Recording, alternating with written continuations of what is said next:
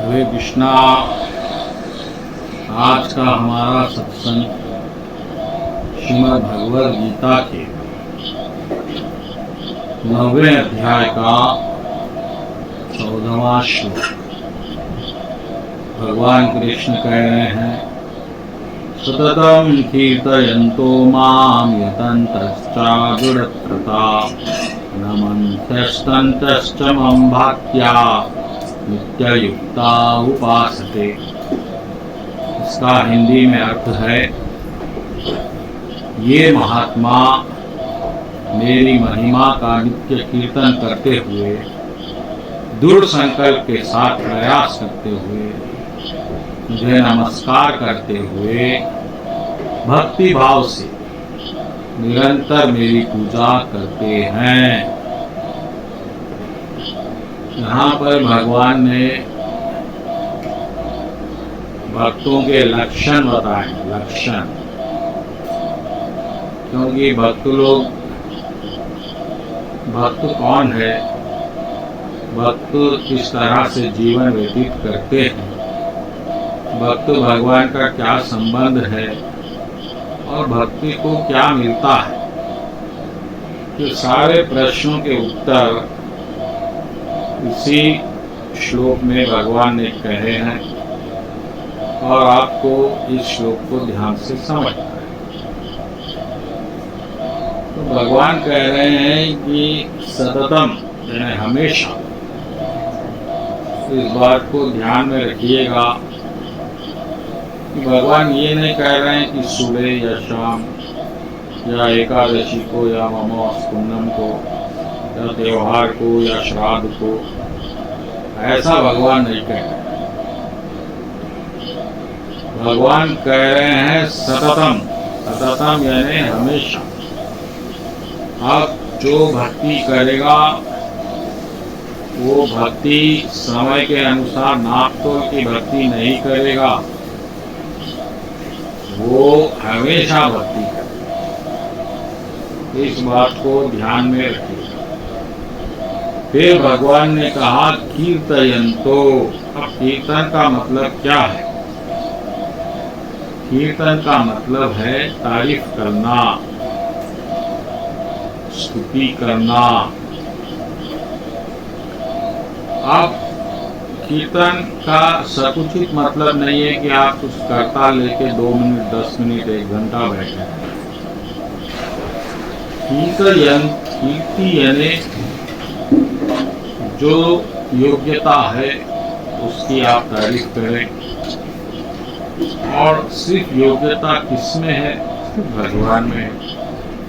उस योग्यता को भगवान की जानकर, भगवान के गुणों को जानकर जो व्यक्ति उसको बार बार दोहराता है अपने मुख से, वही कीर्तन है। अब ये सततम कीर्तयन्तो का अर्थ है कि हमेशा भगवान की तारीफ करते रहना, भगवान का गुणगान करते रहना ही भक्त का काम बन जाता है। क्यों? क्योंकि उसको भगवान की महिमा प्रकट हो गई है। वह अब बिना तारीफ करे नहीं रह सकता। जिस तरह आप कोई अच्छा कहानी सुनते हैं या घटना सुनते हैं तो फिर उसे आप बार बार दोहराते हैं, हर जो कोई आपको मिलेगा उसके साथ, क्योंकि वो अद्भुत हो गई कुछ। इसी तरह जब आप भगवान के बारे में भी जानेंगे तो उसको बार बार दोहराएंगे, और बार बार जब दोहराएंगे उसी को कीर्तन कहेंगे। और ये वही कर सकता है जिसको भगवान की अद्भुत गुण महिमा लीला का ज्ञान हुआ है, वरना कोई और नहीं कर सकता। ये भक्त लोग ही कर सकते। इसीलिए भगवान ने आगे कहा माम, यानी मेरा कीर्तन कर। कीर्तन यानी वो किसी पहाड़ की सुंदरता, ये वो नहीं। ये लोग भगवान का ही गुणगान करेंगे क्योंकि इनको भगवान की महिमा का पता चल रहा है। आपको नहीं चला है, आप नहीं बोलते। आपको मोदी जी की महिमा का पता, मोदी जी का गुणगान करें। आपको किसी चलचित्र के अभिनेता का गुणगान करेंगे, अभिनेता, जिसमें आपको कुछ अद्भुत, कुछ आनंद देने वाली महिमा दिखेगी, आप उसका गुणगान करें। लेकिन जो भक्त हैं वो सिर्फ भगवान का कीर्तन करेंगे। इसीलिए भगवान यहाँ पर सततम कीर्तयन्तु माम, माम यानी सिर्फ मुझे और किसी को नहीं। यतन्तश्चा दुरव्रता,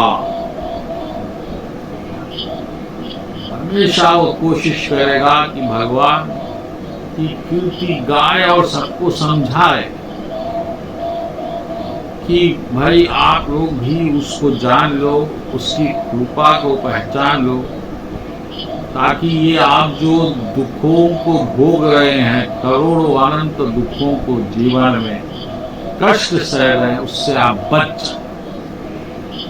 यही उसका काम हो जाता है, क्योंकि वो खुद आनंद ले रहा है तो अब उसको बड़ा दुख होता है कि इतने बड़े ब्रह्मांड में सब लोग दुखी है, इसलिए तो सिर्फ भगवान को नहीं जानते। इसीलिए वो बहुत दुखी होकर सबको समझाएगा कि भाई आप ये सब छोड़ो जंजाल और भगवान की शरण लो, तभी आपका कल्याण होगा। वो एक ही है जो आपके दुख दूर करेगा। तो यतन्तश्च यानी हमेशा प्रयास कर रहा है भगवान के गुणगान करने का। और आगे देखिए क्या कह रहे हैं भगवान, नमस्यन्तश्च मां भक्त्या, हमेशा भगवान को प्रणाम करेगा, पूजा करेगा, आरती करेगा आनंद से। एक बात भी ध्यान में रखिएगा, ये कोई मजबूरी से नहीं करेगा, आनंद से। नमस्यन्तश्च मां भक्त्या, मेरी मेरा प्रणाम करेगा, नित्य युक्ता उपास, और हमेशा मेरा ही गुणगान करेगा, मेरी ही बात करेगा, मेरे ही मंदिर आएगा, मेरे लिए हार बनाएगा, मेरी आरती करेगा, जो करेगा मेरे लिए करेगा, यही भक्त का लक्षण है। और भगवान स्वयं कह रहे हैं। तो अगर आपको भी भक्त बनना है भगवान के तो यही करिए, इसमें क्या अड़चन है। अरे आप तो चंद पैसों के लिए क्या क्या गुणगान किस किस का करते हैं, ना चाहते हुए। तो भगवान का गुणगान करने में आपकी जीहा क्यों लड़खड़ाती है, जबकि सब आप उसके खा रहे हैं, पहन रहे हैं, ओढ़ रहे हैं। तो भक्तगणों, यहाँ पर भगवान कह रहे हैं भक्त के गुण,